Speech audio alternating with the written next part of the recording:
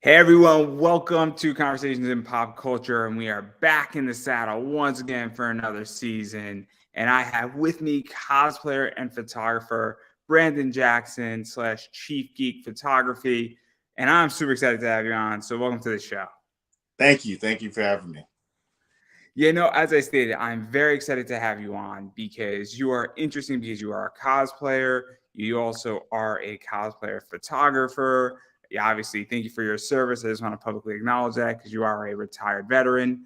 But I do kind of want to dive into the photography side of things first because I don't get to speak to photographers in cosplay ever, let alone male photographers.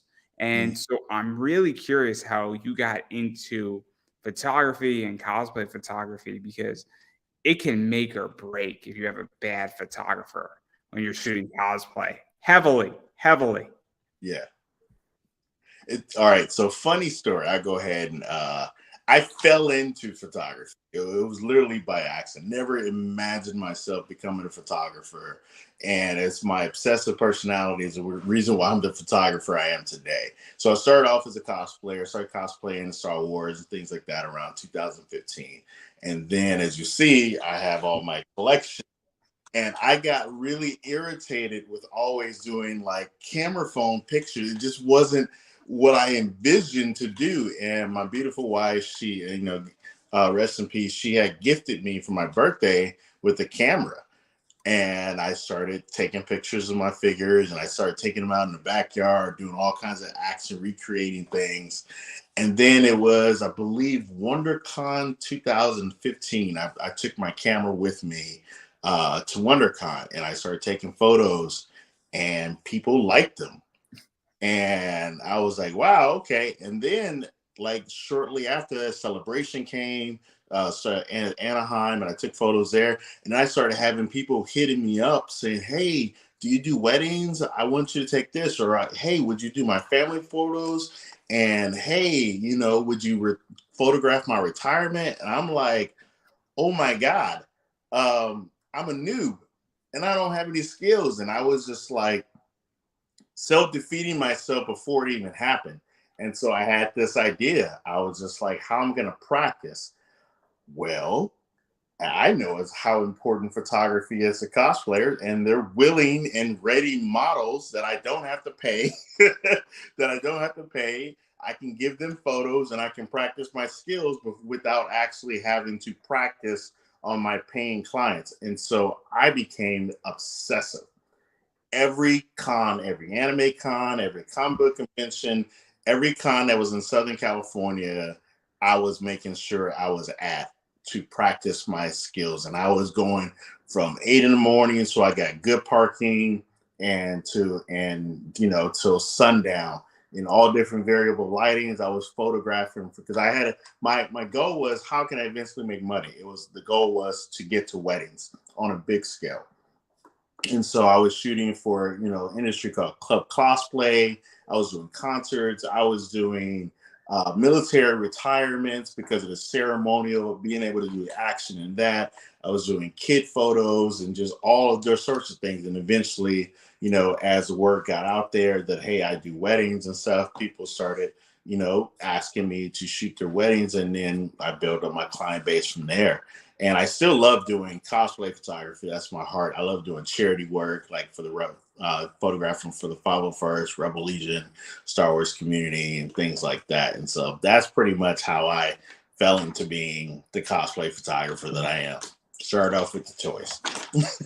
I'm a big Steve Harvey fan, and he talks a lot about this, and he really utilizes it very much with God, and he talks about gifts, and it sounds like you kind of fell into a gift in a lot of ways, inadvertently, accidentally, but it's very cool when people actually fall into a gift that they Mm-hmm. have, and they're very good at it, and then, the question, and I'm probably going to mess it up, but when you ask for something, you receive it in a lot of ways, Mm-hmm. and it's super interesting in that regard. But I definitely don't want to go in down a whole religious Steve Harvey thing. There's plenty of YouTube motivational things with him. So if you want to go down that path, I completely understand everybody. You can come back to this later. I get it. But I do want to talk about sort of photography in general and cosplay stuff, because it is interesting that obviously you go to a con, and how do you even go to a con and figure out how to shoot a cosplayer and ask them and get involved in that? Because I hate to say this, and it's going to sound really weird, but some cosplayers are very difficult sometimes, and Hmm. some have photographers they work with, and also not stepping on somebody else's toes, because Hmm. there's a lot of politics that goes on at cons and shooting, and also making sure you're supposed to be where you're supposed to be as a photographer, because it's tricky. Yeah, it is tricky, and as a person, like, when I retired, I started traveling. So I actually, as a photographer in Southern California, am sort of spoiled. When I say that, because the synergy and relationship between cosplayers and photographers is totally different from the East Coast and other regions of the country and the other regions of the world, and I can actually appreciate that. So for me, a lot of it comes from my experience being working with people on a constant basis in the medical field through the military.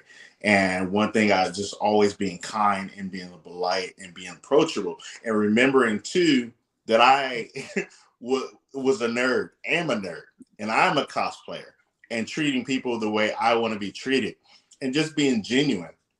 Because even in the military, I've always mentored, how to be a gentleman and stuff like that, and how to be approach people and to be kind at all times. And just, I think it's my approachable nature that I am is the reason why people like working with me, or even that. Because one of the the best feelings I have is finding someone who's very shy, completely introverted, very socially awkward. Even in cosplay, they don't feel comfortable at all.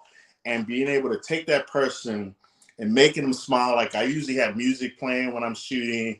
I tell them go into character. And also too, I adamant believe in never ask a cosplayer to do a pose that you can't recreate for them, except for the Black Widow and Spider-Man stuff. Usually they love doing those poses. They already know what to do. You just say, do it, do it. But most, because I'm 44 years old and I've been in the military, my body is damaged. I can't get down like that. But at the same time, like I usually tell, if I'm working with a female, it's like, okay, put your hair to the side, go put your chest out like that, put my hands in the head, and literally get the pose. If I want them to do a pose, I will recreate it for them. And a lot of times it gets a good laugh, because here I'm this big black guy, 250 pounds here, doing this sexy, like, looking over the shoulder and off and majestic, and they'll start laughing and they go into it, and it's just that moment right there when I see them loosen up and just relax. And sometimes it's even the talk speed or motivational speaking. Sometimes it's literally that, telling a person, I know what it is to have social anxiety. I know, because a lot of people don't know that. Like for me, suffering from chronic PTSD and then ADHD, anxiety, those are literally symptoms of that.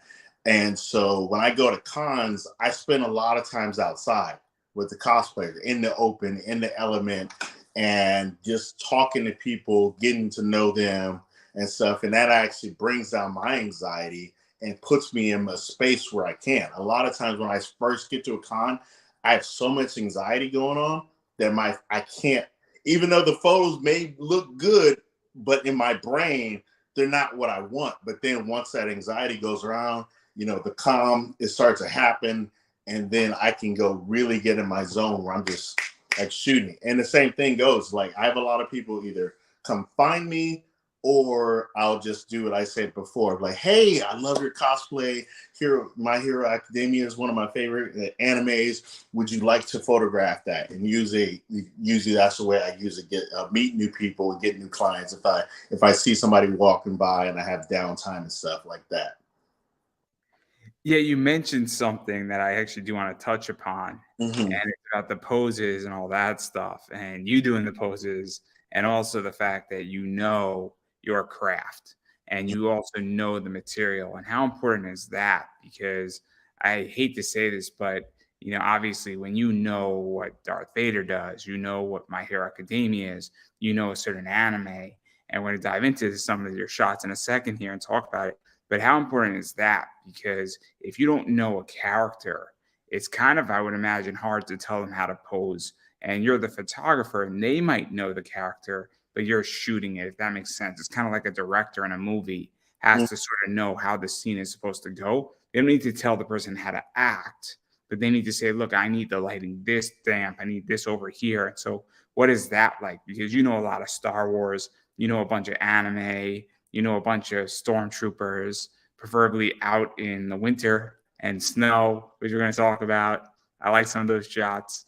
But what is that like? Because I think that's a really important thing that photographers need to know is their subject matter. So to me, that is not as important, knowing the actual content.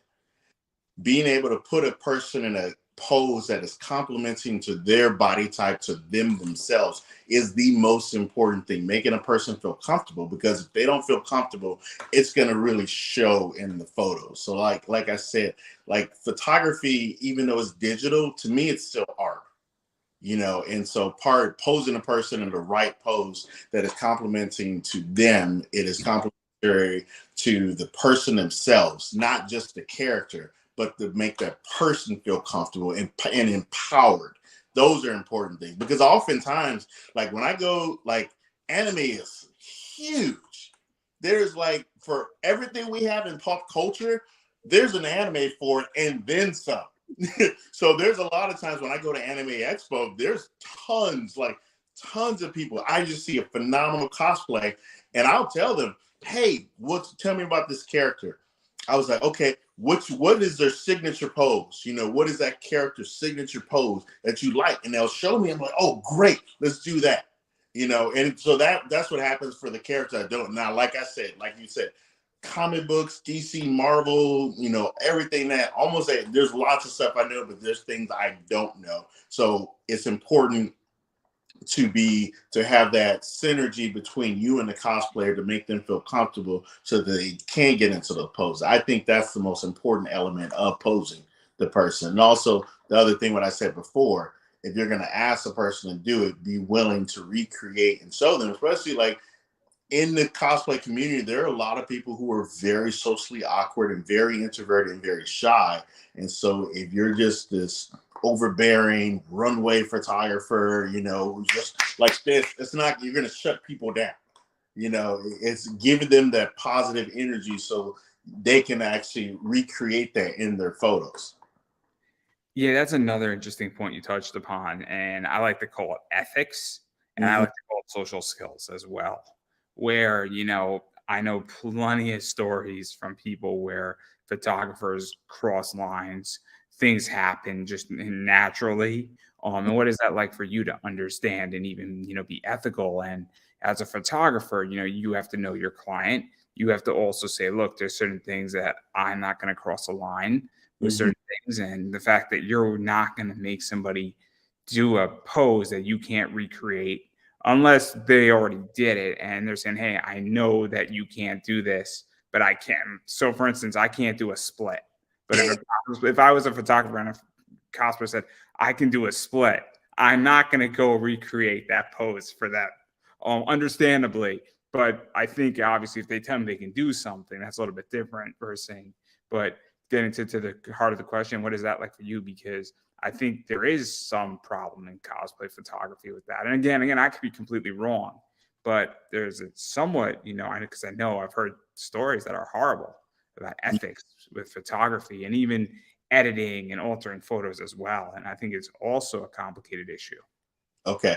So when it comes to ethics for me, where first I'll talk about the interaction, then I'll talk about the editing ethics and just my own take on actual ethics. Well, a lot of it, my photography skills and the way I am as a photographer, my foundation for that was me as a military leader and a healthcare professional, to be a consummate professional at all times. If I'm going to touch a person, if I say, because there's oftentimes, like, I'm a very affectionate person too, so I don't mind. So I don't have any problem with saying, hey, do you mind if I fix your hair? Or, hey, I'm going to touch your elbow to get you right here. Because sometimes you can tell a person, you can show a person, and it's not clicking. And I don't like to waste people's time either. I'm not one of those photographers who's going to sit there with one model for an hour and get all these shots. Like, no, I have ADHD. My brain It's like you got this small window. Let's get these shots in and get that person on so they can enjoy the rest of their con.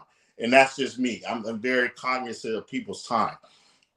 And so, like I said, a lot of it, because even in the military, I was a equal opportunity officer, where I actually gave classes on fraternization and how to treat and talk to your patients and things like, and ethics and work and ethos were a huge part of my career. And I believe in leading by example. And so if I'm going to work with a person, I definitely want to be professional at all times and constant communication with that person. If I'm going to do something or I want to tell them something, in concert, and also reading their language, having an ability to read whether they're uncomfortable or not. And I'll stop and ask, say, hey, are you okay? Have I done anything? Or and sometimes it's actually turned into a therapy session, which I'm okay with. I love helping people. I love talking to people. I've actually had a person like just this weekend at WonderCon, someone actually lost their dog that morning and they still came to the con. And I saw that and I was like, I talked to them and they were a couple and they were their husband and wife and stuff. And she was really emotional. And I was just like, can I give you both a hug? Because I understand I grew up with lots of pets and I know how it feels to lose a pet. And I'm getting emotional right now just thinking about it. And we hugged, we cried together, and then we had the best photo shoot. It was great. We got to bond a little bit, and there's things like that. And when we talk about editing, so my preference of photography is photojournalism. And one thing that's why, because I shoot for San Diego Comic-Con, I shoot for Yoda's News and things, I like capturing the moment in time. And so when it does that, a lot of my editing is just correcting the light the way I want and making it as natural to what your eye can see. And that's one of the fun parts is manipulating light in order to make it look like what the human eye can see. So that's where most of my editing comes. Some of it comes to if the client itself wants me to soften the skin a little bit, little fine lines. But some photographers, what they do in cosplay world, what I consider is actually graphic design, where the person is completely softening, look like a comic book character, look like again, I have ADHD. Sometimes if the person is paying me, I will do some magical stuff, but it's not my preference. I like to do as much stuff like with natural lighting. I use like when I'm using smoke and effects and stuff, practical effects and lighting as much as possible to make the photo dramatic without having to change a background and put all these other effects. Is it fun sometimes? Yes, but it is very, very, very, very time consuming. And it is not my preference. I hats off to those individuals who do it. I myself have hired other photographers to do that type of editing for me because I just don't have the patience for it. But yeah, and also too, I don't believe in changing people's bodies at all because even myself, for someone who's struggled with weight loss and weight gain and stuff like that, I know how it is. It's important for that person to feel beautiful where they are. I think it's one of the biggest problems in cosplay, and I think it's gotten better. And I'm not a cosplayer. I've cosplayed twice at Anime Boston. I have a good time, but it's not my jam. I enjoy cosplay, but I'm not. I would like to be a spectator, not a participant. It's just who I am. But what I think has gotten better is I think there's been things like closet cosplays.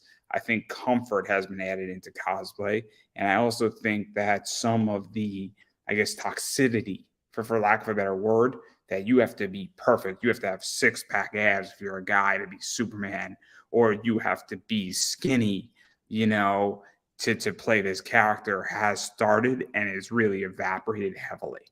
And I think the stigma, and I also think, and this is the part where we get controversial, I think COVID has been a net positive for cosplay overall. Obviously, if we had to do it all over, nobody would want COVID to happen. But I think it took a lot of power away from the upper echelon and it liberated and it ended a lot of gatekeeping, which I think helped to get toxicity out. And it also gave people opportunities. And it sounds like a weird thing to say. It's a controversial thing to say, but I think it's a good thing that Mhm. the upper echelon of cosplay, the top 50 cosplayers, do not have the pull that they used to have. Mhm. And I believe a lot of it happened because people were in their homes. They started opening up with their experiences, and people stopped feeling so alone. Because a lot of what happens is a lot of times too, people would cosplay and they would go there and then they run into that one person that was like the bully they had in high school, and they shut down. They just run away from the cosplay community, or someone would come online. So many trolls that just hide behind computer screens, have no intestinal fortitude, and just go there and ridicule other people and make them feel ashamed of who they are. But the beauty of COVID, so many people were home and got to speak up. And then there's other people like myself and who were out there and say, hey, their opinion doesn't matter, because for every one troll, there are thousands of people here to tell you that you look awesome. They tell you that it doesn't matter what ethnicity you are. You like that character, you cosplay them with respect to who they are. No matter what race or ethnicity you are, no matter what body type you are, if you're handicapable in a wheelchair, or you may have downs, it doesn't matter. Cosplay is for everybody, no matter what body type, no matter how tall you are, no matter what shape you are, and that's the important thing. And I love that. I love that we're going away from that. More and more people are feeling comfortable, what I say it to people is, when I say love yourself where you're at, so you can have fun where you're at. Because if you're always thinking, I'm going to get there when I get this, you're not going to appreciate your struggle as much. Because I've even done that to myself, because I have goals. And so I literally, it helped me in the military. Like when I got a new uniform, if I start putting on weight, I'm not going to just tailor the uniform. No, I'm going to say, instead of tailoring that uniform, I'm going to go hit the gym, hit it hard until I can get back into that uniform and fit it the way I should. And I'm the same way with it is to certain cosplayers. Like, okay, if I'm going to do a shirtless cosplay, how I want to look good and feel good the way I am. I don't want to be comfortable. So I'm going to set an actual goal for myself and actually achieve that, instead of necessarily beating myself up, tearing myself down, and not actually going forth in that. Yeah, I think people have forgotten that cosplay is supposed to be fun, and Yeah. it's this new concept. I know it's so insightful, everybody. That cosplay is supposed to be fun. Um, and I think that, and I said it before, and I really believe this, that the upper echelon has been definitely elements of it have been torn down, and it's a good thing. It's a good thing. It's been torn down on Instagram. It's been torn down at cons, and I think cosplay is going to be fun again. I really do. And I like when people mash their characters. I like seeing, Sakura, and I'm going to say this in every ethnicity. I like seeing a black Sakura. I like seeing an Asian Sakura. I like seeing a regular Sakura. I like seeing, people of all sizes doing it and having a good time. Mm-hmm. And I think it's fun, and it's a representation of society. And I think that's nice versus, guess, one standard is a nice way to put it. Mm-hmm. But that's just how I feel. But again, I'm sure I'm going to get shellacked for that. But I'm okay with that. I'll take the L. I'll take the L. But Understand. I do want to talk about some of your photos because they're very cool before we get into some of your cosplays and also talking about Disney. And I like this one a lot. And I think this is the same person. Yes. And I'm gonna get the name wrong, but I think it's Pink Luntak or Tack or Yeah. Lunatic. I don't remember how to pronounce her handle, but that's Jen, one of my good friends, Jen. She's like Pink Lunatic, maybe I think it is how it's Hey. pronounced. Yeah. So what's the story behind that? Because again, we talk about photojournalism, which is what you spoke about, but and I'm gonna just show them again because they're really cool. And Mm-hmm. obviously the background's blurred out a little bit, which I think is edited or shot that way. And then this one is an action shot. And what is that like? Because it's kind of nice to see something not edited in any imagination or anything of that nature and get that like kind of cool, crisp action shot. So what's funny is that first photo that you showed was literally first Comic Con. That was from 2015. That was my first Comic Con. I was still relatively new. I had a 1.8 prime lens, so that's how I was able to shoot it in 1.8, get that little blurred effect and stuff like that. And I wasn't comfortable shooting with flash or anything like that, or nor did I know about the golden hour. I didn't know shadows, so that's why that photo was like that. And then I think that second photo was Long Beach at Comic Expo 2016. So I had about 7 months, 8 months in between that, and I actually started like using flash and shooting during sunsets and stuff like that. And the way I created that photo, the second image, to make it so hyper dynamic. First off, I believe in just the same thing, like from being medical or being an infantryman, you have to get down. Sometimes you got to get down there. You got to get down and dirty. And I was actually laying down on my back while she was over me. Because one, Jen is sweet as can be, but she's itty bitty.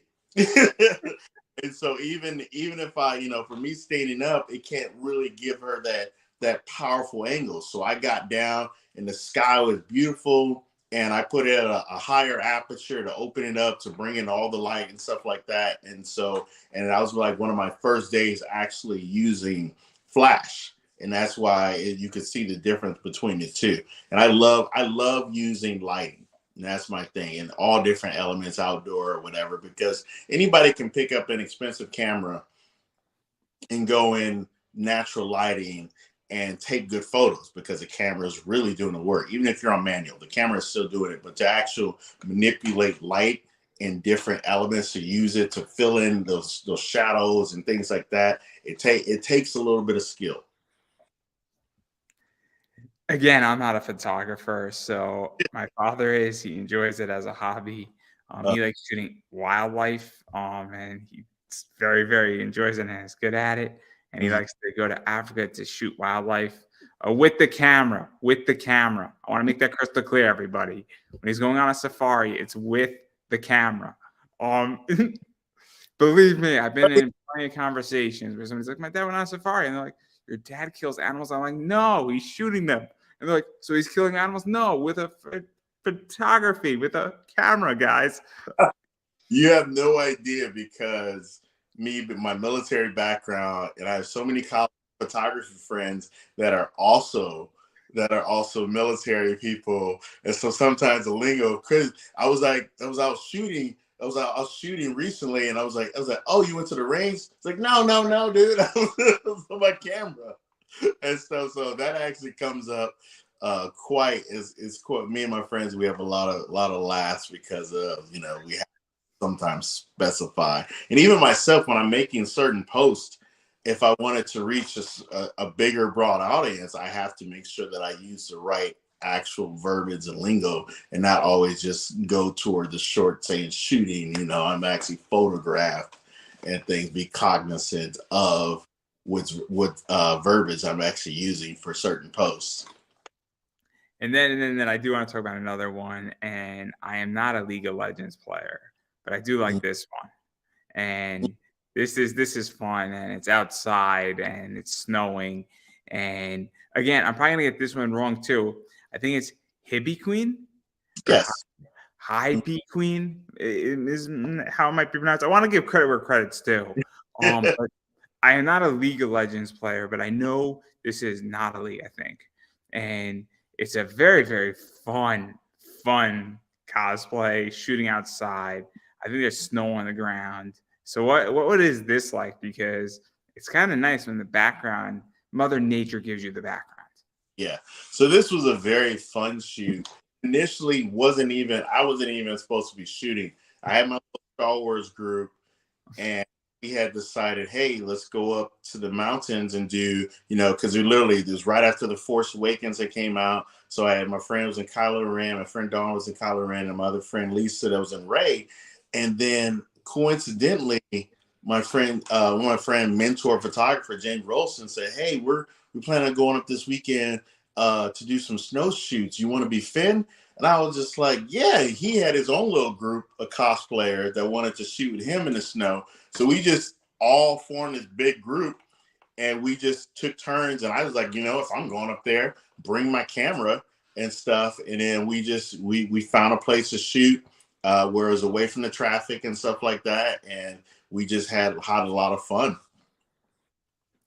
And it was kind of cold, like with the cut. If you're ever just telling people, if you're ever doing a snowshoe like this, make sure you tell the models, cosplayers to prepare, bring layers, bring robes, something warm that when they're not, if there's, especially if it's a group, when you're not getting photographed, sit in the car. If you're not too far from the car, like some people hike very far. I try to be, it looks like I'm out in nature, but actually there's a road like 5 feet or 5, 10 away. Because being in the military and doing tours in Afghanistan and doing cold weather training, that is not fun trying to hike with your expensive photography gear in the snow. So I try to make things as convenient as possible. But I always say, bring layers, sit in the car to your setup. You got your lighting, you do your testing, and then you bring the models out and you shoot fast, and you care about that person. You don't want anybody getting hypothermic. You don't want them going down. You get your shots, let them warm up, put them back in there, and then you get more shots. And that's actually what we're doing between. I think it was maybe 3 of us photographers that day. And I was going back and forth. Like when I wasn't shooting, they were shooting me and Finn and stuff like that with Kylo Ren. And then whenever the photographer was done with me, then I would go shoot some other cosplayers and stuff like that. So it's crazy. It's crazy, but you got to just keep rotating. Yeah. And then I definitely, we're gonna dive into some Star Wars stuff in a second, but I am a big Lara Croft fan, and I think this is, if I'm not mistaken, I think this is Megan Golden. Yes. And so obviously, I mean, it's Lara Croft. Who doesn't love Lara Croft, Tomb Raider? I mean, it's just absolutely fantastic. I'm a big fan of Lara Croft. I love Angelina Jolie in it. I thought the new one was good too, and the comics are just fantastic. So, what was this like? Because it's an iconic, I guess, series. It's an iconic character. Everybody knows who Lara Croft is, and I think Megan Golden has like 40,000 Instagram followers right now too. And so, what is that like for you as well? Because you shot some pretty high people who have a big following on Instagram. You shot people who have like no following on Instagram. Yeah. So for me, it's like, that's what I say. It's a blessing because it's as simple as they're a person. Like, because me in the military, I've worked with, treated as patients, generals, 4-star generals, 3-star generals, sergeant majors, high ranking people, war veterans, people who have been through here. And the best thing is to treat them like people. If some, like just some admirals, some generals, you're a peasant to them. And that may happen, but unfortunately for me, I've never had that experience within the cosplay world. Is some have been like, "Hey, I'm on the way for another," some high following cosplayers and stuff, the high visible cosplayers I've had, like, "Hey, you might even do a shoot." They're usually really sweet, like, "Oh, I'm either on a break or right now I have to go to a panel and stuff like that. You know what? Here, take my cell phone number down." And text me so I can text you when I'm free, and then we'll meet up later. And that's actually what happened with Megan. I think we added each other on Facebook, and then that was the end of the day. I was ready to leave, and she had hit me up, and I was like, yay! And so, we walked outside, and I didn't know what to do because there was no sun. I nothing, and I literally had a light went off. There's a light right there. I put her under one of the lights at Long Beach. The convention center was just right there, shine on her beautifully. I opened up the ISO and I took that shot. And also too the fact that you're putting up my newer work, my old work, I should say, from when I was a new photographer. That actually means a lot to me. That those photos still hold up over time. Yeah, and then there's a few more I want to touch upon. Oh, Obviously, Cinderella. ah, I love this. I love this one. Like I really want just a print of this. I really do. I want a big poster of this, to be honest. yeah, It's a great cosplay. I believe it's Kate like cereal yeah. is the cosplayer's name, which is a fucking awesome name. It's an awesome name Uh, for a cosplayer. But I know you didn't have a part in the naming, but you definitely made this shot work in so many ways.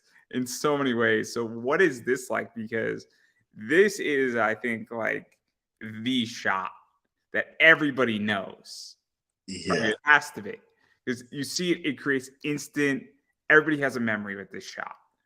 The memory and the stories behind this photo shoot is just hysterical. So it was four of my friends. It was oh my God, Lindsay, Katie, Kat, and they're all dressed as Disney princesses. And a couple of them I just met that day, and some of them I've known for since I got into cosplay and stuff like that.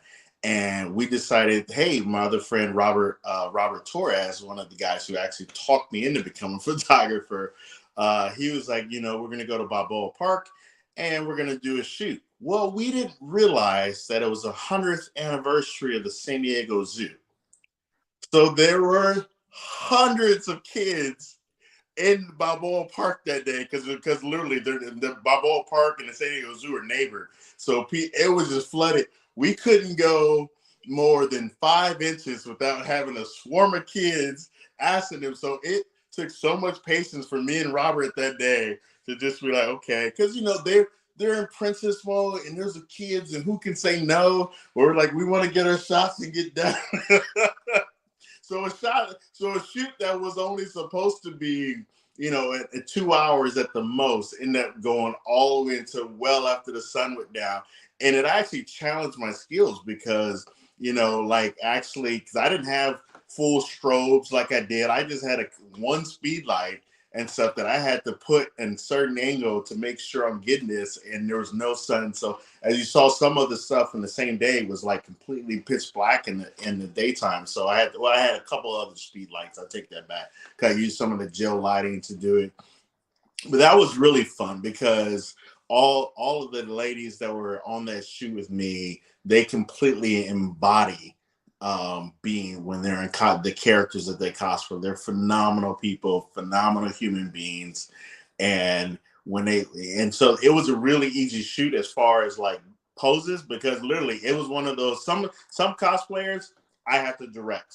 Some other ones I can just sit there and just click, they'll know, just go boom, boom, boom, boom, boom, boom, boom, boom, boom. And it's just like, it's fun, but it's amazing to see them go into character, you know, and like, it'll be funny because they'll just go do that pose and then actually know we got 4 kids right there asking to take photos. So I have to stop what I'm doing, just pout a little bit off to the side and just like, oh, sir, go ahead and take her. So that was a really, really fun day. I actually tell that story all the time because it took so much patience for me because I just wanted to finish the shoot. I just wanted to get my shots. So I was like, you know what?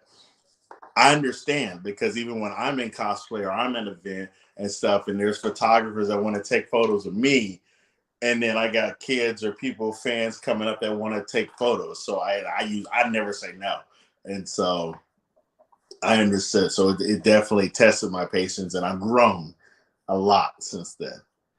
And then on the not Star Wars stuff, there's this little cosplayer, and hopefully you know this person's name. I think they're a small time person too. On that one, it's so confusing. They wouldn't have like 500,000 followers on Instagram. I mean, that would be preposterous, right? And again, this is one of those cool moments. I think this was my first anime expo, and that was when I first started shooting with multiple lights and different lighting and stuff. And this was a lighting setup that oh man, I remember the photographer who inspired me with this type of light. And this was actually by accident. I put the wrong setting on, and all of a sudden, because right there, that's in the middle of the day in a hallway that is completely lit up. And I had put the lighting, I took two lights, put it like that, and I shot it, the test light, and all of a sudden the background was gone. There was nobody behind it. It was just like, it was completely, and I was blown away. And I was like, oh my God, this is amazing. And so I started shooting, and she was the one, and I felt like it was her energy again. What's funny is I met her that day, and she was so nice because she was shooting somebody else. I asked her, and said, hey, I didn't even know her cosplay. And I just asked, Kate, can I introduced myself and I said, hey, she was nice and sweet. We took our shots. And then when I finally started following on Instagram and Facebook, I was like, oh my God, she is a huge following and stuff. And it's even crazy because I don't even think she was, above 100K at the time. She had like back then in 2015, 2016, it was like just to have 20, 30,000 followers was huge. But then now watch that she has like almost, 500,000 to 600,000 followers and stuff. It's pretty amazing, you know. Yeah, and this goes back to what I was saying before, is that you have shot a variety of people, and it's so interesting. I mean, it's the weirdest thing. I just ask people for interviews, and you don't know who's going to say yes. Mm-hmm. I just had the voice actor Rock Lee on my show, Mm-hmm. and a few months ago, and I just asked. I said, "Hey, I'm super swamped right now, but how about you hit me up at the beginning of February?" And guess what I did? I followed up. And people, when they say, "Hey, circle back to me," circle back, Mm-hmm. and circle back when they expect you to, and it works. So that's all I'm going to say. That's my advice. That is the same mentality I've always had with real estate. Like literally, like you sometimes because you may not catch a person like they're interested in selling a home in the future or buying a home in the future, but they may not be ready right then and there. But then you follow back up with them and they're like, hey, you know what? I was looking for agents because we're about to get, stationed somewhere else. So we're thinking about leaving California. So, hey, you caught me at a great time. It's all about the follow up and the honesty too, because usually when you make a good first impression, and then you follow up with your word, then that actually leaves a lasting impression. Yeah, it's so important to follow up with people. I mean, I just got a client, and I don't want to get into the details of it for advertising, but it's so interesting because I wished him, and we were talking about his other Kickstarter about maybe 6-7 weeks ago, and I guess I was on his radar, and I wasn't even looking for business. I was saying, hey man, I can't help you out now for an interview, but obviously just keep me in your mind, and there you go. Things happen for a reason, but I do want to talk about Star Wars really quickly on what you've shot. Obviously, we have this right here, which is Rey. Um, I think that's Lost Weasley Child, maybe. Mm. Great, great cosplay name. Great cosplay name. And again, I think that's from the same shoot, right? It has to be, right? Yeah. And then there's a few other things that I want to talk about. This right here, some I guess sexy mercs is a lack of a better word. Um, Also very cool. The tag's in there, so this is official 501 first, guys. Is there too. And there's a few others. There's a few others like this one. Mm. This is awesome. This is awesome. This is Disney Pocahontas meets like the Mandalorian Boba Fett. And then there's this one too. Yeah, that was actually the last time I did a cosplay snow shoot. That was right before the pandemic. That was in January of 2020. And that was with Becca. Oh my God, Becca Soka Cosplay, and she had forever. So it was funny because that was inspired from the micro series, the Clone Wars that had when Padme was in the snow with Yoda and had the but like I always call it the snow bunny suit because that's what it reminded me of. And she loves cosplaying Padme, and she has a lot of Rebel Legion cosplays of Padme. So when her first Merc armor that she did was mashed up between Padme, and it was that actual inspired, and I loved it. And the fact that I was just like, because for years I slept on the micro series because I initially didn't like the artwork because I was very like when I was in the comic books, like Jim Lee, Rob Liefeld, Dan Fraga, I liked really aggressive style. Even in my anime, I usually like more the CGI stuff. So when I saw the micro series, I was put off by it. But then when I actually watched it, I was like, oh my God, this is so awesome. Pretty much not the Jedi or like superheroes in it. And so I really liked it. And so when I saw her do that armor, I was like, we have to do a snow shoot. I told her, I was like, we have to do it. And she was so excited about doing it. and we did it. And then like shooting with Becca is awesome. We miss shooting forever. It's crazy too. Is Becca's also a brilliant photographer, and we've done shoots together and things. She's actually shot me as a photographer as well in my Captain America and stuff, and she's done some really, really good photography work and stuff. And so for her to be a good cosplayer as she is, and then to trust me as her photographer means a lot. Yeah, and this is, I think, your Captain America as well. That shot she took right there, that one right there is one that Becca took.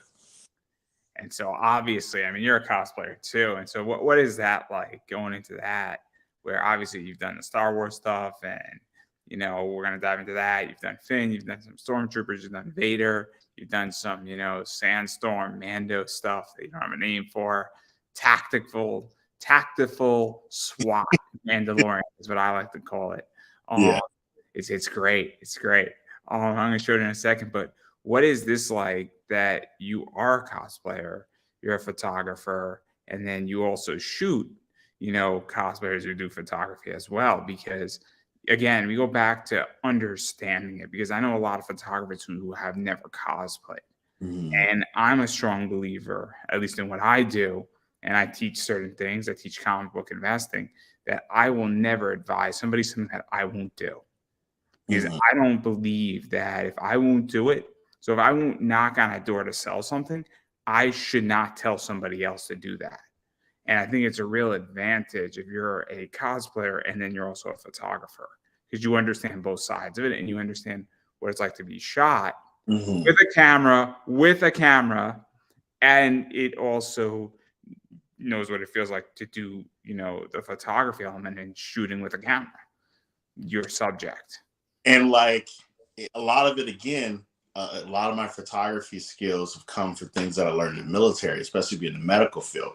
Like I've had lots of injuries, pretty severe injuries. I had surgeries early on in my military career that plagued me to this day. And so for me as a patient, it's always me every time I saw a patient, I would put myself in their shoes, and therefore actually be able to connect. And so the same thing goes when it comes to doing photography. I know what it's like to be in a stormtrooper armor, sitting in the hot sun, waiting. I don't even give a damn about it. I just want to hurry up and get this done, And so I understand. That's why, like when you see the huge group shoots that I do with the Star Wars community, or even like anytime I do those, I do them quickly. It's not sloppy. I do command and control. I want everything organized because I don't want any casualties. I don't want anybody standing there for too long to pass out. I don't want people. I know how frustrating it can get, literally in those big old groups, and you're just sitting there saying, "Can you please just shake the shot?" I don't want anybody to have a bad memory from a photo shoot because I took too long setting it up. I tell everybody to stand out my way. I have helpers, people sometimes to push other photographers back, because the bigger the group, the bigger the amount of people that want to take the shot. But it's important to do cross, and a lot of that too. Also, again, being in emergency medicine and even being in combat medicine, it's the same type of thing. Like if I need to treat a patient that's down, and I got all these looky-loos, I have to be patient enough to care what's going on with my patient, and at the same time have command and control the whole entire situation, or get somebody that's like, "Hey, staff sergeant or police officer, get these people out the way." And the same thing, because sometimes it's like, and I usually deal with politeness. I even when I'm yelling, I still try to be nice at times. Yeah, I could see that. I can absolutely understand that and see that. And also, I've never been part of a group cosplay. I did it twice with one cosplay, so I really can't speak about that. But I've seen groups. When you have a group of 5 people, it's tough. When you have a group of 500 people, God help you. But I digress again. I am not in that shoe, so I really can't say anything. I just don't want that job. No offense. I'll let you have it. You can have it. But since we're on Star Wars, we might as well get into this. I heard that this had to do with Toys R Us. Yes, it was funny enough. So that was, oh yeah, it was the release. It was like the toy big. It was a big Hasbro release when they actually did right before the Force Awakens, where they were gonna just release all the merch and stuff. So our Star Wars group had lined up outside of Toys R Us that evening, and just literally, and we just interacted with the other Star Wars fans that were there waiting for the toys and stuff. And then I think it was PBS has showed up and stuff, and they recorded me shopping in my full Vader and stuff, and I was playing patty cake with the kids and stuff. So when I used to do Vader, I was more like Darth Helmet than I was actually Darth Vader. I'm just a big goofball and stuff, and I love interacting with the kids and making them laugh and just having fun being silly and stuff like that. So Well, I'll say this, and hopefully you'll take it to heart. You're probably a better father than Vader was to Luke. But before you take the compliment, the bar isn't that high. this I know. He definitely was not leading by example. That's all I'm gonna say on that joke. I'm glad you took the joke well. I'm glad on that point. It's just terrible. It's just terrible. But let's talk about Finn because I have my own theories on Finn. I think he should have died in the first one. To be honest, I really think he should have died in the first one. I also didn't like that he wielded a lightsaber for a little bit. I was just like, a little bit So of a stretch. A little bit of a stretch. okay, so the reason why that happened, there's a lot of things if you watch the deleted scenes with Maz Kanata, to be exact. She saw that he was a force sensitive, and that was a direction we all believe that J.J. Abrams was going with it. It was they did a lot of misdirection, of course, where they with all the promo stuff, and we all felt like Finn was going to be the next hero Jedi of the new trilogy, but the focus was on Rey, and Finn was going to be a supporter who was also force sensitive. And unfortunately, I think the difference between Lucasfilm at the time and Marvel, whereas Kevin Feige literally says, "Hey, these are all you guys you're the directors, but you have to hit these wicked points because the reference material. This is what the fans are going to want, or they're going to." There's a good way to put it where Kevin Fergie, I think is his name, right? Feige, yes. Feige scripts out a battle plan for the next 10 movies. So they have an overall story saying we are starting at point A and we need to get to point Z. And we have 10 movies to do it. And you can't kill Cap off in movie 3. He's got to make the movie 6, guys. If you want to make him do a stupid training gym video, we're cool with that. That's fine. Even if he's a criminal and he's basically encouraging exercise, we're cool with that. We're not going to tell a director not to do that. But you can't kill him off. You can't do certain things. And I think in Star Wars, in episode 7 to 8 to 9, they had no direction and they had no overall script. Yeah. And that's why Finn should have died in episodes. Writers were the ones who were the ones pretty much writing it. And unfortunately, I feel like The Last Jedi was a good standalone movie, but it was too different from the Star Wars saga itself. That was the Skywalker saga. Well, that's what 1 through 6 was all about, and that's what this one was supposed to be about.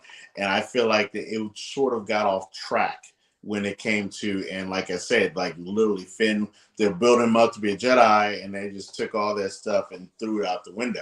But again, I like The Last Jedi, but I don't feel like they handle any of the supporting characters very well in The Last Jedi in comparison to what I think was originally envisioned. Because even then, when you get to The Rise of Skywalker, Finn acts again showing that he may have been force sensitive. Because if you think about it, right, what do we know about stormtroopers?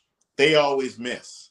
You tell me one scene when Finn was shooting, did he ever miss? Whether he was in a TIE fighter, whether he was on the rifle, whether he was in a blaster, he always hit his shots. And that's one thing you notice about Finn. He was very remarkable. He was accurate. The only time he didn't raise his blaster was on that killing innocent civilians on the one of the first scenes in the First Awakens. But other than that, he was pretty spot on.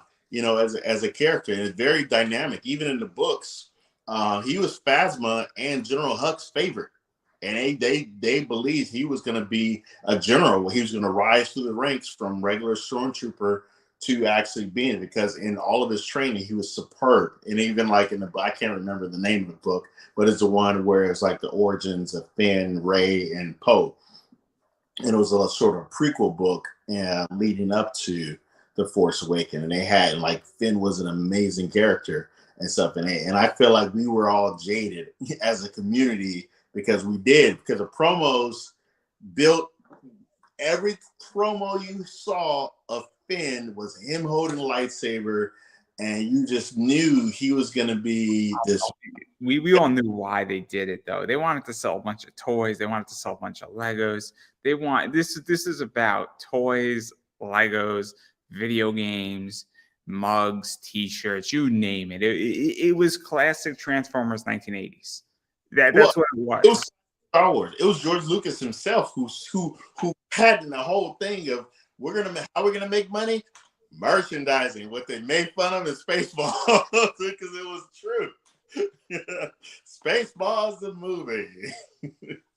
But I look, I erase. I thought episode 7 was okay. Episode 8 was a disaster for me. And by we got the time to episode 9, I saw it, and me and my friends had a good time at it. But we were like, great, now we could put these 3 movies behind us. And that was the end of that discussion. Usually when I go to the movies with my friends, we all disagree. And we usually grab Dunkin' Donuts after, and we have the most intense conversations in the car ride home. And everybody has a different opinion. And it's great because if we all have the same opinion, it wouldn't be good. When we all have the same opinion, it's the most awkward car ride ever because nobody talks. But since that was a great movie. Episode 8, when we saw, we all had the most awkward thing. We're like, this was stuck on a cruise ship. And not the fun way. But I'm not saying the graphics were great. I don't think anybody did anything wrong in acting-wise in those movies. I just thought they weren't good movies. They had no direction, in my opinion. Honestly, I wouldn't be opposed to having a complete reboot with Finn, Rey, and every single one of those characters, and just reshoot episodes 7, 8, and 9 with better stories. That's all I'm saying. I'll happily petition Disney for it. But I think this. We got this one right here of you. Got that one right there. We got this one right here. But I do want to talk about this one. I call this the SWAT Mandalorian. And, maybe that'll offend some people, and it's all right. But I do like this one because it's a nice take and a nice change up of the traditional Mandalorian, the Mercs, and Boba Fett and all those guys, where it's got more of a sandstorm and a sand trooper feel to it. It's got more of, I guess, we're going to kind of go in there and we're doing some tactical operations, and it's kind of ground to pound. It's more militaristic, I feel. Yeah. Not saying Boba Fett's not militaristic, but like this is more like we got to get in and out. And it's almost like Boba Fett taking out a whole like clone group, which he does by himself, apparently. Like, there's a reason why he's Vader's favorite. There's a reason why. All the bad shit that's happened in Star Wars, Boba Fett's been a part of it. All of it. Some way or somehow, Boba Fett's made a fuck ton of money doing it, and it's been a part of it. And apparently he's happily retired now. So, who knew? Yeah. So was funny enough, that actually goes all the way back to when I was first stationed at Parris Island Marine Corps, a boot camp and stuff. And me and my friend Steve Little had always like imagined, what if we had like Star Wars armor and we talked about it for years. And then I saw that that's actually the armor that I use is actually airsoft armor, but it very looks a lot similar to Mandalorian armor with the gauntlets and the shoulder armor and the chest. And I hit up my friend Ryan to actually, who's Planet Camino, that's his prop shop, to have him make me a helmet. So that's actually my rifle and my military camis, my Type 3 Navy camis that I actually wore with that. And then I put my scarf on and stuff that I actually wore in Afghanistan and stuff. And I just took it, went to the range and stuff like that, and just had fun with it. And I still have a lot of fun with that one. I actually did an all black version as well. Now, I like it. I love it. I think it's great. And obviously, I would not be saying it's SWAT Mandalorian militaristic if I didn't like it. I definitely think that it is a very, very good interpretation, and it's a fun interpretation, and it mixes it up. And I feel like this is what, when you're a part of 501 in Star Wars, unfortunately, I think too many people try to copy, and they don't try to mix up and almost create like a pink Mandalorian, right? Because I have somebody that I know, and we're not on good terms right now, but that's okay. She did a pink Mandalorian, and it's fun, and that's what I feel Star Wars is supposed to be. And if we all did the same stuff in Star Wars, it would get boring if you had 500 of the same stormtroopers. Yeah, yeah. And what's cool about the 501st and Rebel Legion, all the Star Wars clubs that do it for charity, and that's what it is, because we have to have a costume standard because we're representative of Lucasfilm. They don't have to let it allow us, but George Lucas loved the fact that we were doing what we're doing, so he sanctioned it. And then luckily, when the torch passes Disney, they honored that tradition as well. And so there are within the legions and stuff, there are their purists and stuff with people who just can't see about doing mashup. But there's people like me. There's lots of, even if you look at one of the big Star Wars shoot that I just did this weekend, there was a lot of people. There were Rainbow Mandalorians. My friend who was in actual, like, oh my God, I can't remember Marshmallow Man, Scout Trooper, and then the big mouse head, Tusken Raider. There's all sorts of different mashups, and there's always so much. A Marshmallow Mandalorian sounds freaking hilarious. It really does. Yeah. It's pretty awesome. I'll make sure I'll show you some of the photos and stuff like that. It was actually a Marshmallow Scout Trooper. That's pretty fun. That's pretty fun. Yeah. But I do want to back out of Star Wars, and I do want to talk. Obviously, I showed this is, I think, Sam Wilson, Captain America. Yeah. I think this is also that, and that's cool. And I think this is obviously more traditional Captain America. That is Infinity War version of Steve Rogers. And so obviously, what is that like? Because these are two different versions. Captain America, obviously one of them is Falcon that turns into Captain America. And, Anthony Mackie is just great. He's just great at everything he does. Obviously, Chris Evans is fantastic at what he does. And the entire first 20 films in the Marvel universe were awesome. 90% of them were great. And so what was that like to really get to embody that and do both of these versions? So for me, like, for a long time, as you probably follow my cosplay career, everything for me was about Star Wars. Everything Star Wars. But growing up, I loved everything, and I still did. And after having that car accident in 2021 where I lost my wife, it was like I no longer wanted to put myself in a box. I wanted to cosplay every single character that I liked, and that was my goal. Like, if I liked the character even a little bit and I can see myself in that character, I wanted to cosplay it. And actually, because I did a couple here and there, I did Nick Fury, but it wasn't very many non-Star Wars related cosplays. And so I felt, with my military background, and I was definitely in the Navy, and the Marine Corps, the core values are honor, courage, and commitment. And Captain America, to me, was always someone who stood for, his ethics, and him as a hero were very high.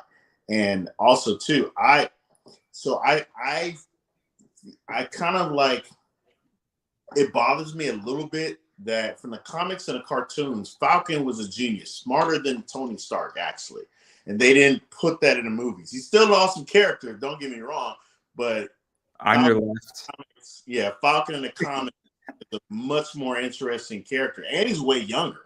He was only 17 when he came to the Avengers and stuff, but yet he was just like Peter Parker, genius level tech genius and stuff like that. And it was who's working for Shield as a teenager who ended up going to the Avengers. And so I've always been a huge Sam Wilson fan, and to put on that as Captain America is really fun for me, especially me being a prior service member and stuff like that. And so that's actually one of the first ones. And then it just took off. I don't even know how many Marvel and DC cosplays I have now. Yeah, I mean, obviously you've done 2099 Miles Morales, and I have an Ultimate Fallout 4. I have two of them, first editions. They're very, very expensive books, very cool. Nobody knew who Yeah. he was until 2018. Mm-hmm. I mean, that's just the fact of the issue, is that in 2018, Miles Morales became relevant in the entire pop culture space, because Into the Spider-Verse is a brilliant, brilliant movie. It's brilliant. It's so good on so many levels. And I like the fact that he's glitching at the start of that movie. And as he gains more and more experience, he gets less and less glitchy in his animation. It's a brilliant movie from start to finish.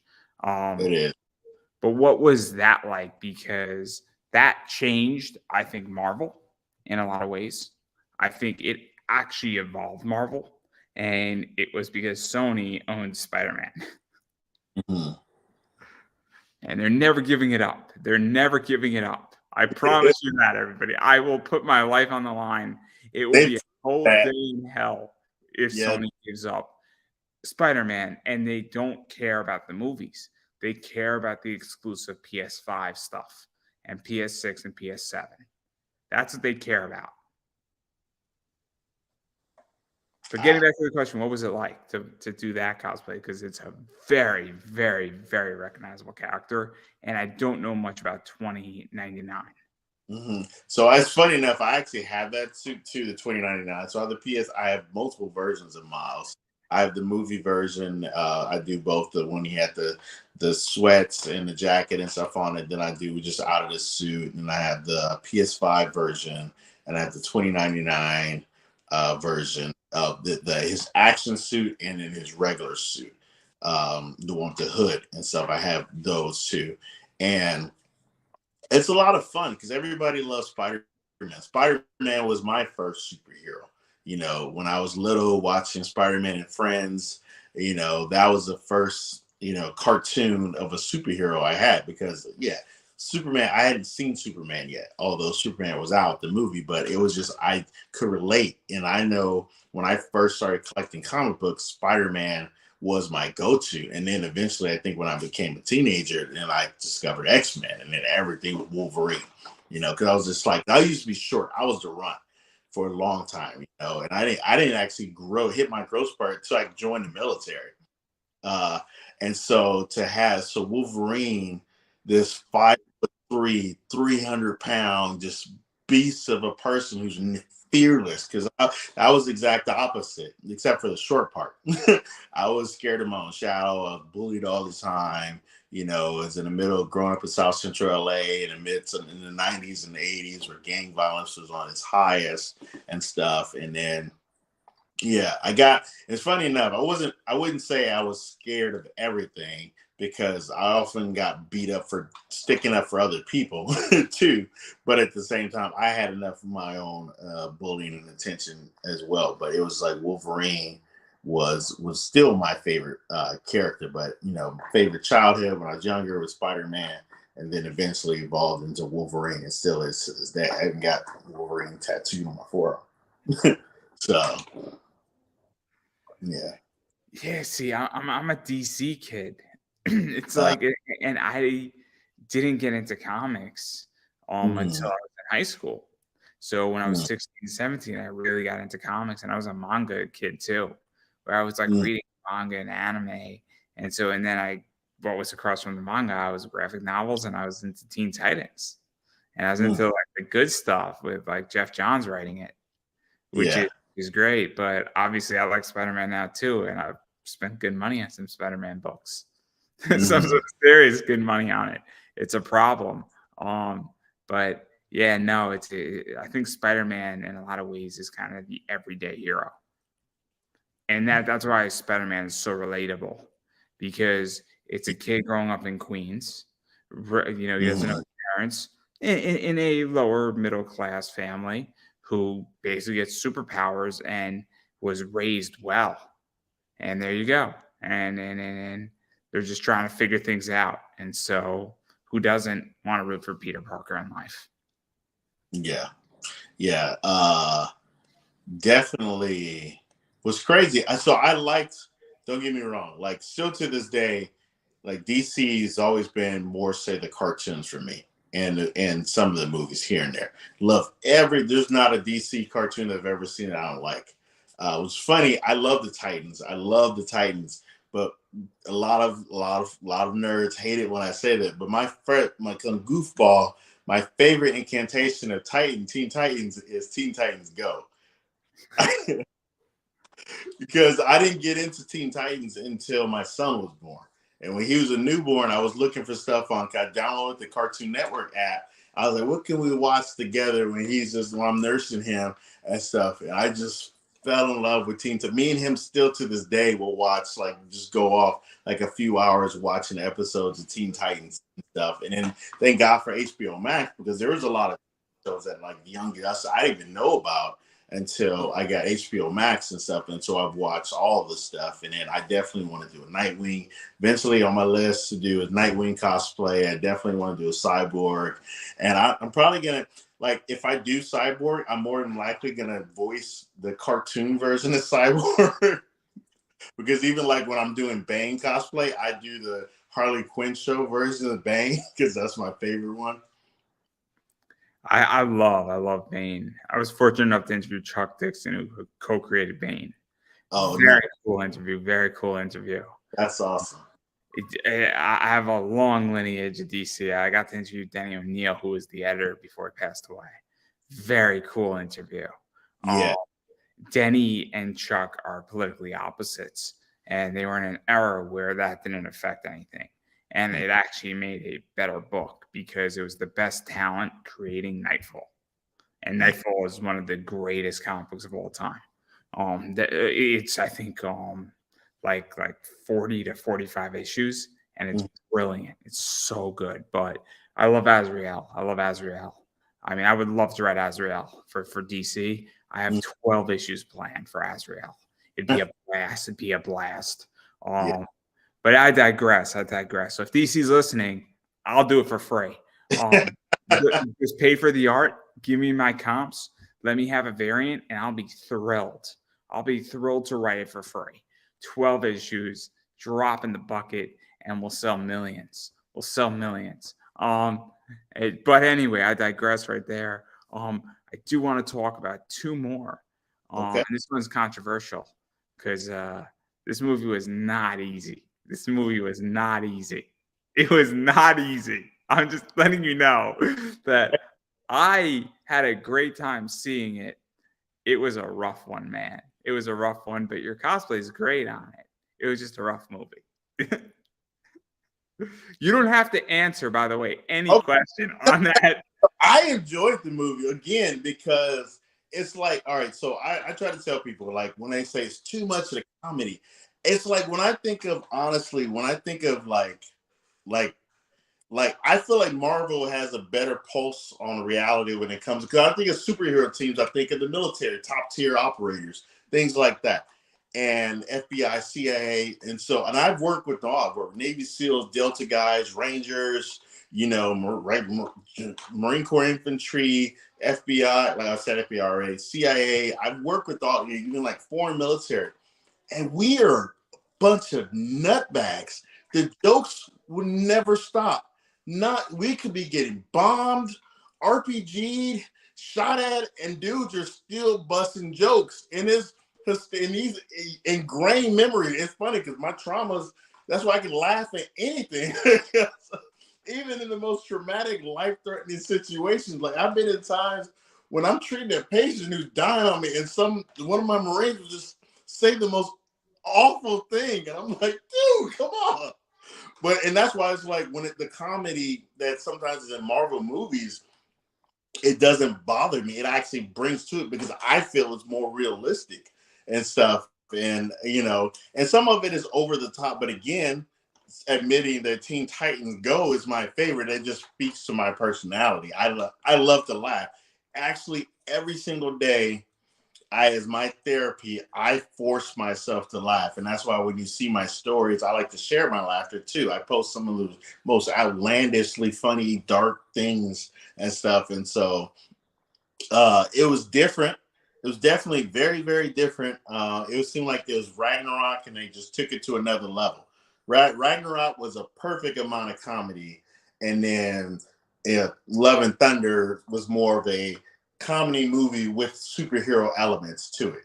But I still I had a very different reaction. I was like, there were things in there that should not have been in there. I was not a fan of the God scene in that entire thing. I thought that was a little too much. Where what they were suggesting, considering it was a Disney Marvel movie, I think they took a step too far in that. I think they could have toned that down. I also think that, to me, the villain didn't seem like he had a real cause. He wanted to heal his daughter and save her from the curse of all this God stuff. And I get it, but like it didn't seem enough of an impetus. And then I was just like, really, like we're gonna kill Jane Foster and not get Lady Thor? Like this was an opportunity. I mean, female Thor, Lady Thor was great in the comics. And I'm like, we're really not gonna spin this thing off. Like, and I just thought it was a missed opportunity. I really did. So here's the thing. Like the fact that she was in an end credit scene in Valhalla, and it showed oh my God, Heimdall. I was like, okay. Because this is one thing I've always said. If you in make believe, you're never dead. Period. Until the story is over and they'll never do it again. Period. Because look at Darth Maul. He got cut in half and sent down an air chamber. The fans are like, bring it back, bring it back. And so George Lucas finally said, okay, bring it back. But you get killed again. And I believe like when it comes to, I feel like they had more in store definitely had more in store for Jane Foster in the future. Yeah, I just, it didn't do it for me. It didn't do it for me. The one before did it for me. Ant-Man, the latest one, that did it for me. Black Panther did it for me. Black Panther 2 was not as good as Black Panther, but it wasn't bad. I mean, Guardians 2 was great. Guardians 1 was great. I don't know what else I've seen. I haven't seen a few of them. I haven't seen. But like that movie, I just can't. Like I was just like, okay. Like I went to see it. It was enjoyable. It wasn't a waste of the $15 I spent on the movie. I was like, oh, that was rough. That was rough for me. And because I was just like, cool, great. Just like I felt there was no story. Like it didn't capture me in. There wasn't a crisis that like drove me. Like in Black Panther 2, there was a crisis that they needed to deal with. And Ant-Man, there was a crisis they had to deal with. And that's King and dealing with that. And I don't know King right here, guys. But like that's my whole thing is with that movie is that there was no real crisis. It's that somebody wants to save their daughter from dying. And then they're willing to blow up the entire world. And I just thought it was like a cheap Thanos. It seems like all of the villains are a Thanos. Now everything is like Kane is on a whole nother level of villainry, like a whole nother level. of way worse than Thanos, because Thanos, so only his whole goal in his universe literally was to just take care. But if you saw from What If, there's multiple variations of Thanos that didn't have the same objective. Whereas Kane, most of the Kings just want chaos and the rule. That's all of them. And that is a problem and that they haven't. So we can go on for hours about talking about the King Dynasty that's coming up. I'm not like, I know very little about Marvel. Okay. I know very little about Marvel. I know a lot more about DC, but I am way more into independent comics right now. I find that, the state of Marvel, just in general, and the state of DC, I feel that we have lost storytelling in comics lately. I really, really believe that. And if you look at what they're doing, and it's not a woke issue, it's not that. I just think writers have gotten lazy and they've gotten a little too comfortable. And I think that DC and Marvel need to say, if you produce a bad book, you're fired. Because I think I hate to create and make this idea of leading by fear, but you need to give a reason to produce a good product. And I think there's a real issue with comics and I think it goes back to editing too. All the good editors in Marvel and DC are now elsewhere. And that's the problem, is that I think DC and Marvel need to go out and hire a bunch of good editors to cultivate a bunch of good writers. I don't think it's just the writing. I think it's the idea that there you go. And then when these companies then became publicly traded companies, there you go. When Marvel went to Disney and DC went to AT&T and then Warner Brothers Discovery, there you go. That's the thing, shareholder values, and then they become IP farms. But I digress. Because I do like to say the word motherfucker, and this is a very important word for my next cosplay. Brilliant anime in so many ways. And what was this like? Because this is the one I want to end on, because I think it's the best one to end on. Crazy. This is even though I've been watching anime my whole entire life, this was my first anime cosplay. And I always said, if I'm going to do anime, it has to be something incredibly meaningful for me. And it was like for me, it was like being in Finn. Like, there's nothing like, because me being Black growing up, there wasn't a lot of characters that looked like me growing up. And so whenever I was in Finn and I see all the little Black kids, they would just come around me, and just the reaction that they get. And also too, a lot of people love Finn as a character. So it was a cool character to embrace. But one, I've been Samuel L. Jackson fan since, oh my God, the Spike Lee movie, Do the Right Thing. So I've been a fan of Samuel L. Jackson for years, my whole entire life almost. And so when I found out, that actual he voiced the character in it, and I was like, I gotta do this. It was like I watched it, I played the game and stuff, and for years I've been saying it. Finally, I think it was Anime Expo a couple years ago after the pandemic, I finally decided I'm gonna go ahead and do this cosplay and stuff. And then it was so much fun. And for it to be an old anime, it was very, very well received at every convention I've gone to. And I was like really ecstatic. Like literally, like I was getting mobbed for photos and stuff. And I was just like, I was really, really happy. And it was very simple cosplay. It was very simple cosplay and stuff, but it's that the character impacted so many people and stuff. And I was glad I wasn't around for when that anime came out, because it did get a lot of like hatred, because a lot of people couldn't understand the depth of it and stuff. They actually, they had, so I read about a lot of things that went on the movement during the comic when that, the series came out and the movie actually came out. But again, to me, it's one of my favorite animes that I've ever watched. No, I loved it. I love it. I have it in the special edition DVD, which is cool. That's a really fun thing. I got that one at Best Buy half off, which was awesome. I also have it in Blu-ray. I have the movie in Blu-ray, and it's a brilliant, brilliant series. And I like the fact that it's only 5 episodes, and the movie's only 2 hours. So really, it's 10 episodes if you look at it, and it's not that hard to watch it. No. Night. And that's what's kind of nice about it, is that Hip hop too. What would you say? I love the hip hop element in it too. It didn't RZA do the score from Ye- Wu-Tang Clan? Yes. So that's the other thing too, is that if you're a fan of Wu-Tang and you're a fan of RZA, and RZA's done some other scores, but definitely it was a lot Bill. of money was popped into it. Yeah. It was amazing. Like, so me, I'm a huge Wu Tang guy. Like, huge. Method Man is my all time favorite hip hop artist.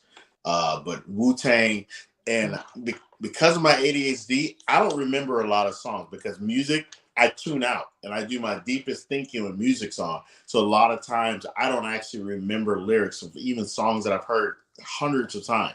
But any Wu Tang from 36 Chambers, or second, third album, all Method Man, RZA, Jizza, Raekwon, Ghostface, like they actually imprint on my brain, and I can just sing along and stuff like that. I've been a huge Wu Tang fan. RZA is a genius, you know.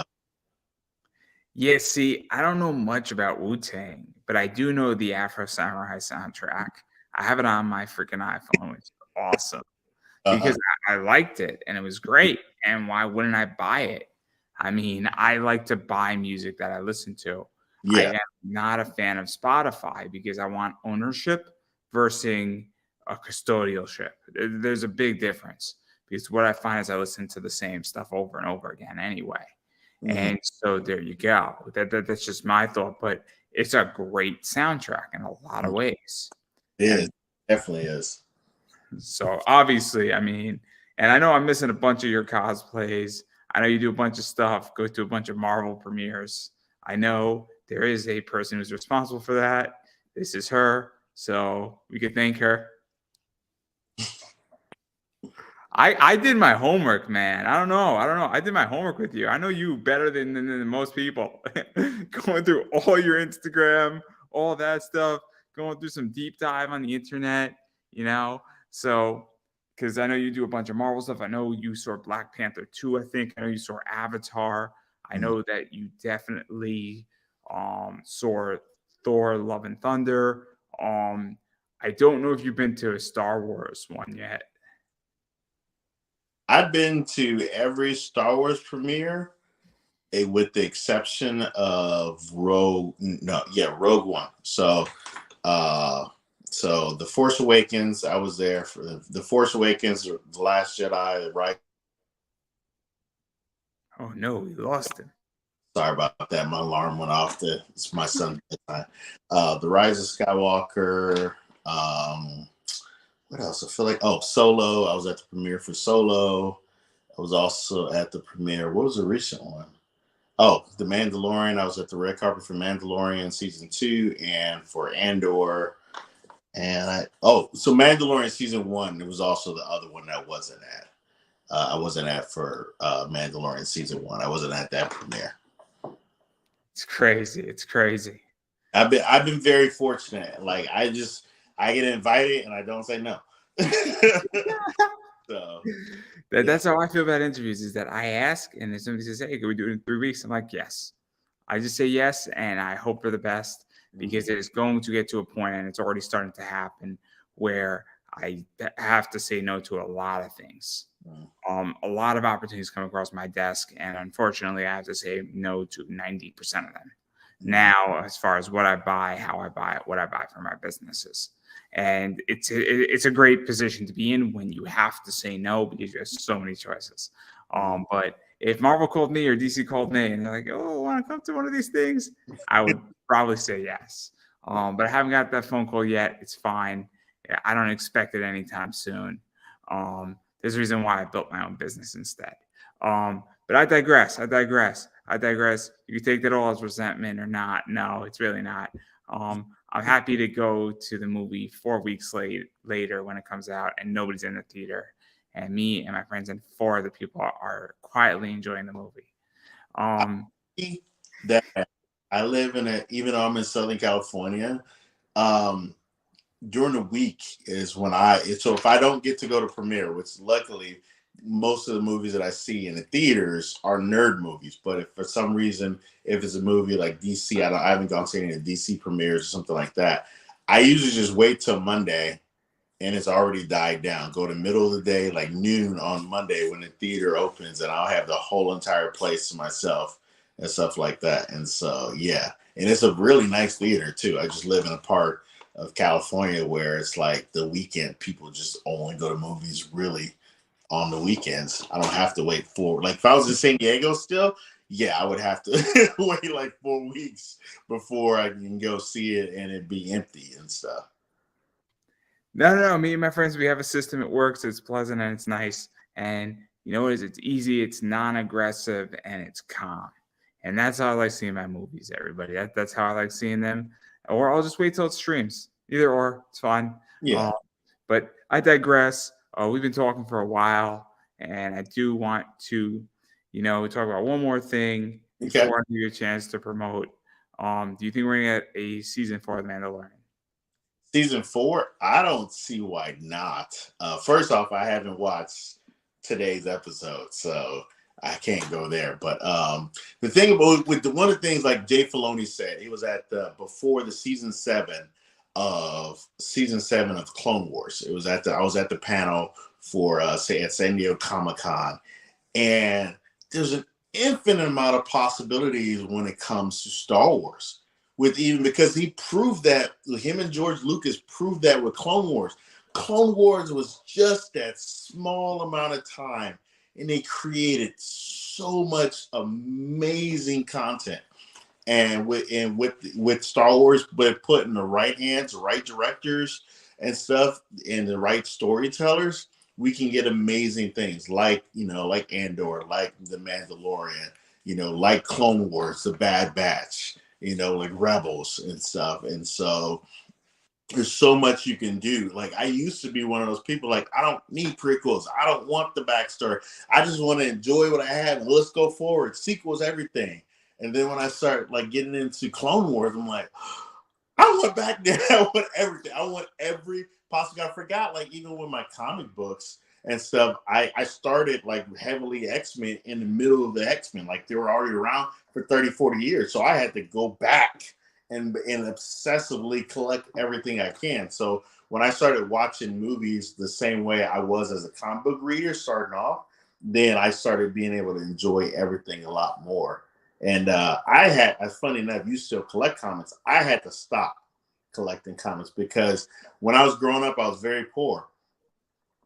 Either I had to not eat to get my comics and use my lunch money, or I had to get money from couches or something like that to get my comics. And I was very obsessive with them. And so now that I had an income and stuff, I knew that it would be way worse than my Star Wars collection if I continued, especially with technology. So I can just get digital stuff, or I can read or go on Wikipedia or Google if I need some backstory. And I try to use that a way to tame myself, because like I said, I know myself.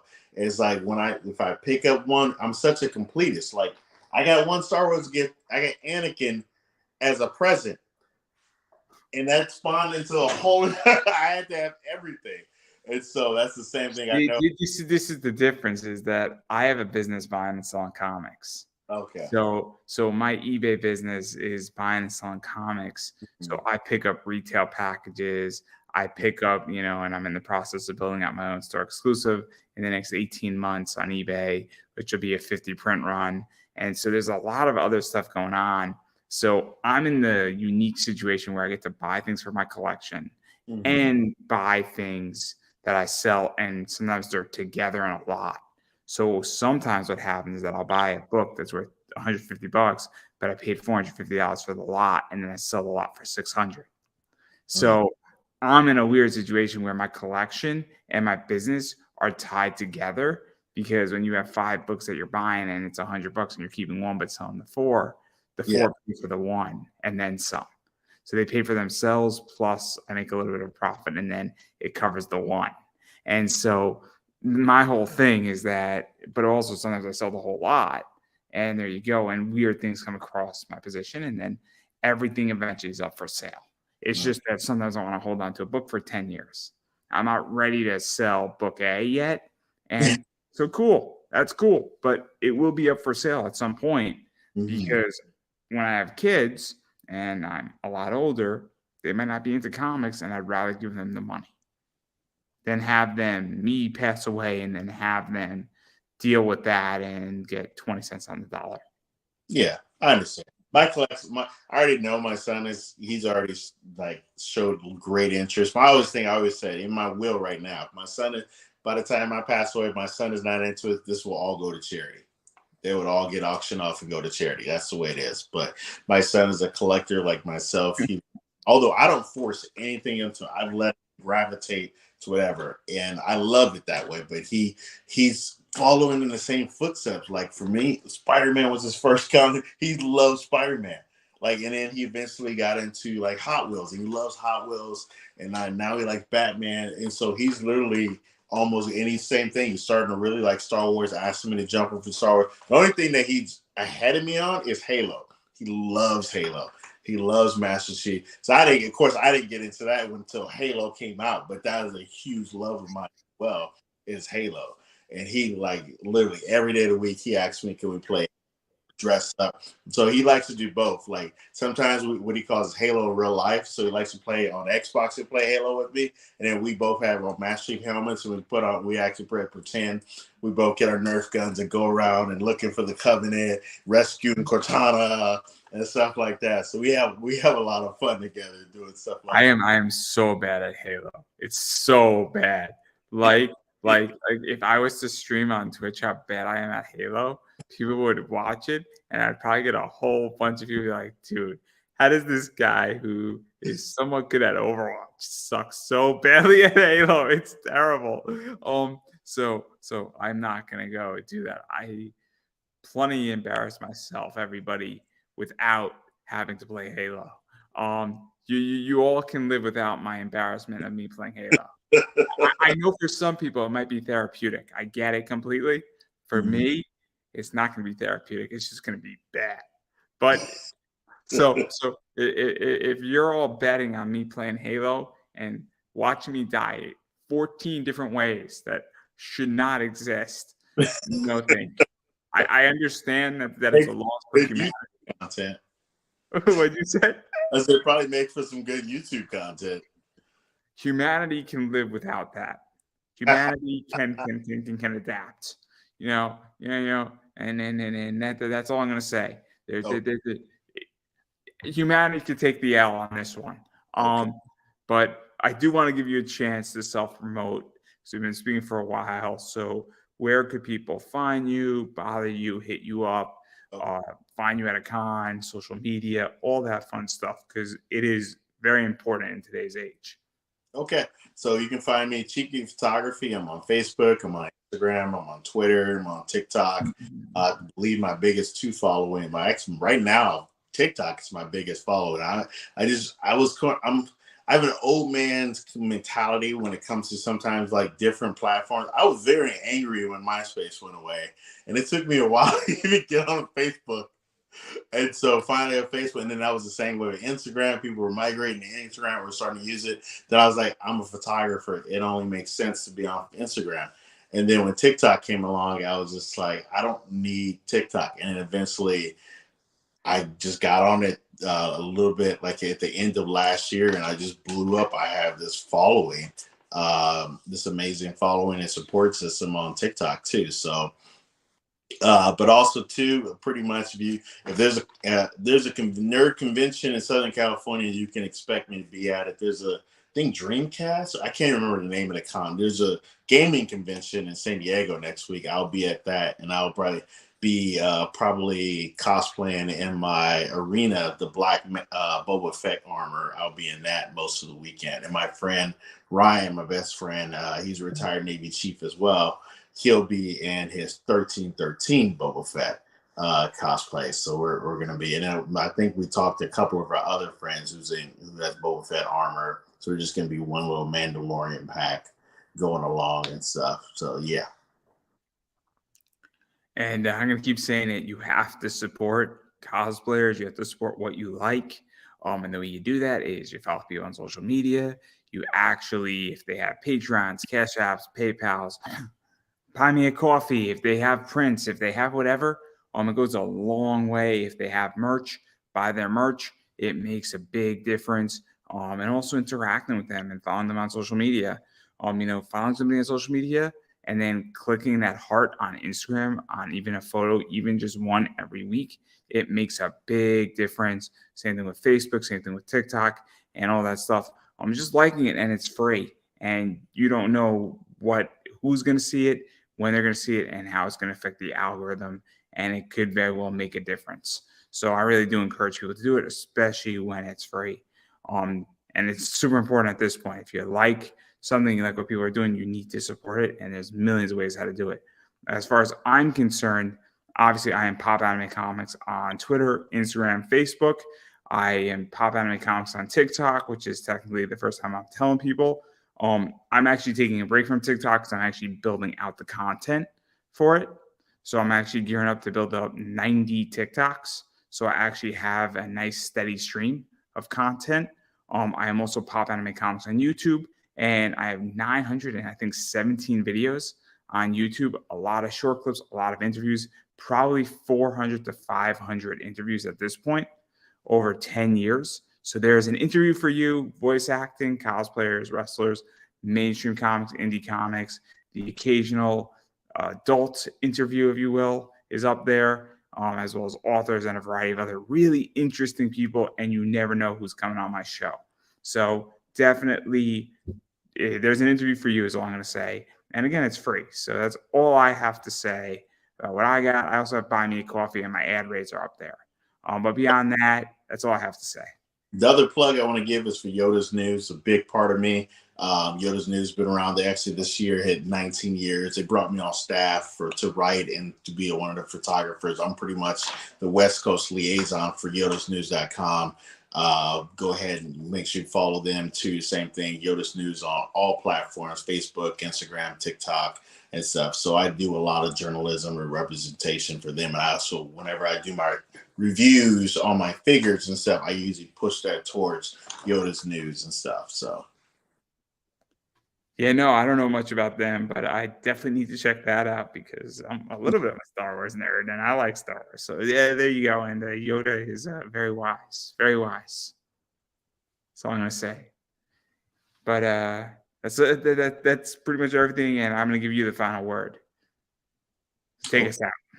well, my final word is, for those people who are thinking about cosplaying and you're considering it, I'm saying do it. It is so much fun. It is so much fun dressed, not just embodying the character and forgetting about all your cares in the world and just having fun, but also too the children and other people who are fans that may see you at conventions or things like that. And it brings up the nostalgia, the high, the rush that you get is just amazing. And also too, if you like to give to the community, if you like to help people, you have a helping heart, I suggest find one of the local cosplay groups that do it for charity. And that takes your cosplaying to another level. It gives you more of a drive, gives you more of a purpose, because again, it's helping those people who are less fortunate. I believe the universe and God will repay you in different ways, to actually to feel that void, that broken child within you is a big thing. And I love cosplaying for charity cause. I love doing it for cause. And I love doing it for myself. There's nothing like, I said, taking my favorite character and putting them on and doing some cool photos or recreating. And the same thing goes in photography. And if you're looking to become a photographer and doing it for cosplay, YouTube is one of the best resources that you have.